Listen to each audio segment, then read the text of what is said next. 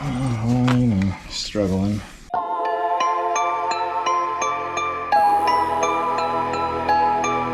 What's up guys? So I'm just gonna be doing some work on the M3 motor. Right now it's still waiting on a clutch and flywheel from BMW, so as soon as those come in, or mount it to the trans and then go ahead and install that into the engine bay. The last little bit of maintenance engine might need is a valve adjustment. I got lucky and found some locally, a valve shim tool, as well as an entire box full of shims. My brother went through and actually labeled the measurements on all of them already. I think he did it based off of the look on them, so I will be double checking everything with the micrometer. Basically, what we have to do is go through, filler gauge, check each one to see if they're within spec, which is 0.28 to 0.33 millimeter. And if they're not, I have to figure out how far off those are, and then pull the shim out in the bottom, measure that, and then basically adjust it with another shim that's bigger or smaller depending on the difference, or to keep it within the correct parameters that the engine is looking for on those valves. So that's, you know, basically what I'm gonna be doing right now. So it should be fun, kind of technical. It'll be quick. Just one last little bit of maintenance on that motor. That's what I'm doing for now. All right, well, I'm gonna go ahead and pull off the plastic on this guy. We just need like a 36 millimeter socket on the front of the motor. That's going to turn it to kind of get the lobes lined up correctly. Usually once the lobes are at the top like they are right here, where the gap should be measured essentially. I'm just going to go ahead and see if this will spin correctly, which it should. And we'll just make sure you get the teardrops all the way up where you want them, right here on these guys. And then I've gone ahead and just made like a little chart here for each one. So I'm going to measure both of them, write it down in order on here. Oh yeah, so it should be front. So it's back. Intake side, exhaust side, gap, and shim. I mean, I'll do the gaps first. Then obviously if it's out of whack a bunch, I'm going to have to go ahead and start measuring the shims themselves, pulling them out, figuring out which ones we're going to put in. We'll see what happens, but I'm going to go ahead and just jump into measuring these guys out.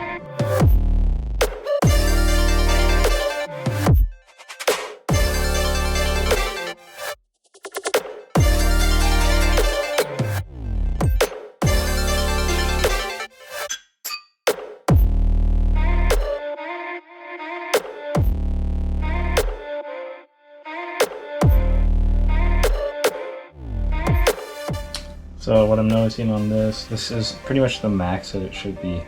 I can get it in there. It's a little bit hard to get it in there, but that seems like it's a little bit too big on these guys. Unfortunately, I'm gonna have to be doing some adjustments here. But yeah, let's keep going. I got 16 of these to do. So.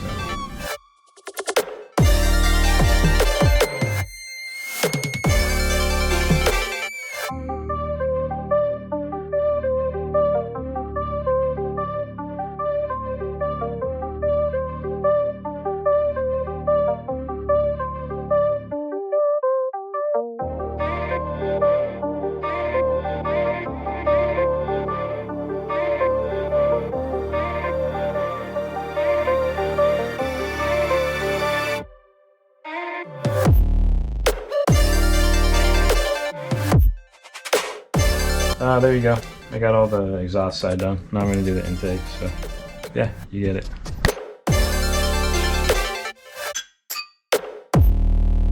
Alright, well, after measuring all this out, I think there's 2 that are actually within parameters out of 16. So that means I have 14 shims I got to change out. Some of them are just barely out of, you know, being okay. The 2 that are within parameters are at a 0.33, which is, you know, still on the higher side. It definitely needed a valve job. This thing would have ran pretty rough, I would imagine. But yeah, so that's what we're doing. Let's go ahead and start pulling some shims. And I'm glad I got all those shims and that tool, because I definitely am gonna need it. All right, so looking at this tool, valve adjustment tool, this side is thinner.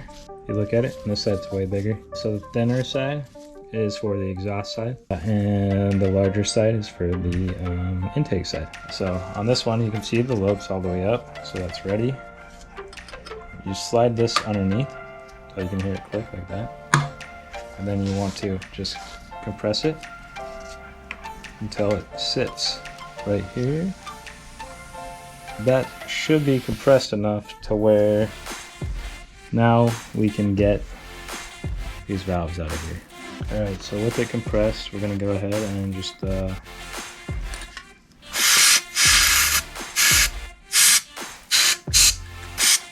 trying that. It's not really working. Try a magnet.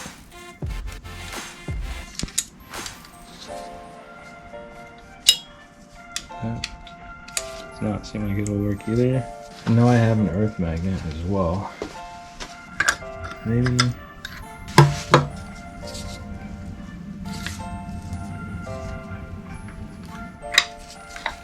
Huh. Alright. Definitely works to compress it down. I'm struggling. Okay, I see some gaps here. That might help. Got one to pop out, just not the other one. Always a learning experience. Well, let's go ahead and pull this guy out. Alright, so this one, I think it's a, I don't know, it says 365 maybe? It's kind of hard to read, 356. So whatever this is just needs to be a little bit smaller. Honestly, down one size would be fine. Alright, so this one, I pulled it out. It's a 3.65. So just doing some basic math. This one's barely out of parameters, so it's a 0.356. I'm gonna put in a 3.7, and that should drop, since it's just a little bit, 0.35. So if I move this up to a 3.7, I mean, that technically should bump it to 3.65. I should put it at a 0.30, which is right in the middle. So gonna try that, then I'll measure it, make sure it's correct, and then we can go on. We'll keep moving on to the rest. But yeah, both of these are the same parameters, so I'll probably do the same on both of them. Luckily I got a stack of 3.5s or 3.7s. So this, I already took my micrometer. So this, I mean, it's kind of hard to read it. It looks like someone put 7.0 on there. Measure this out. I'm getting a 3.70. So I'm gonna drop this guy in there. So it's supposed to be the number on the bottom. So it might take a little finagling. There it is.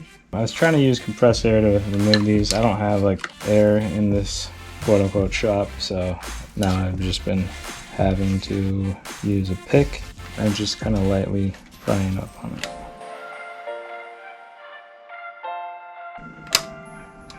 Come on, baby.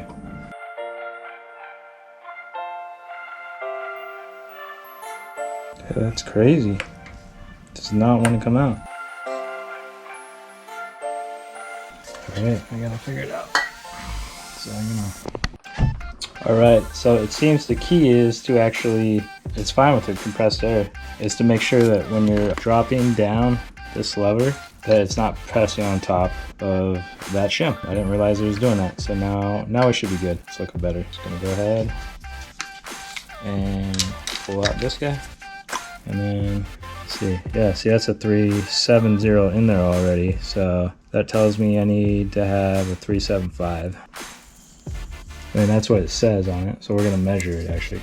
The shim's been in there for a while. Obviously you can wear it down. I mean, these are looking pretty old. So let's see here. Oh, 370. It was just there. It's like just barely below it, maybe. 368. So 370. That's about right. So I'll swap that out for a 375. Hopefully that one, yeah. Now we just measure again. Make sure that this is an actual 375. It says it on it. Reads 375. So we're gonna go ahead and drop this in, number down, right back in there.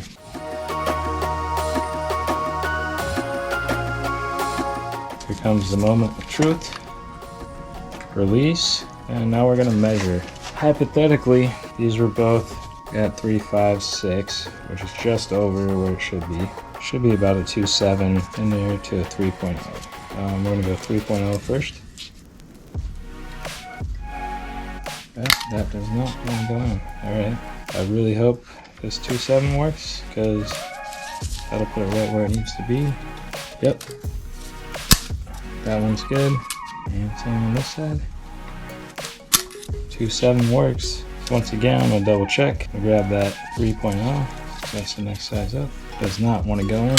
Same for this one. So they're both at a 2.7 now, which is, you know, a little lower. Should be better. So I put in a 3.75. Both these are at 2.7. That way I know what's what. All right.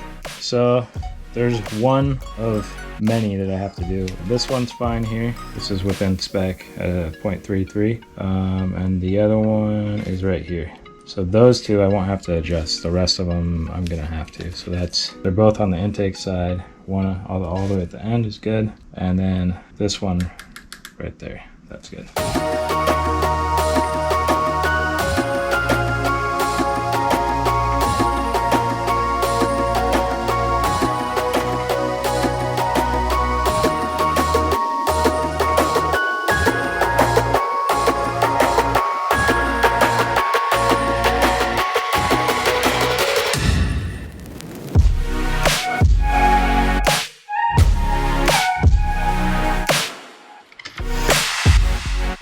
All right, so finished up the valve job. That took a little while, but it's all good. Glad that that's done. Next, we can just drop the motor off the engine stand, go ahead and mount the clutch, trans, flywheel, all that fun stuff, and put that motor into the car. It's a big step. So yeah, after that, we should be good. All right, later guys.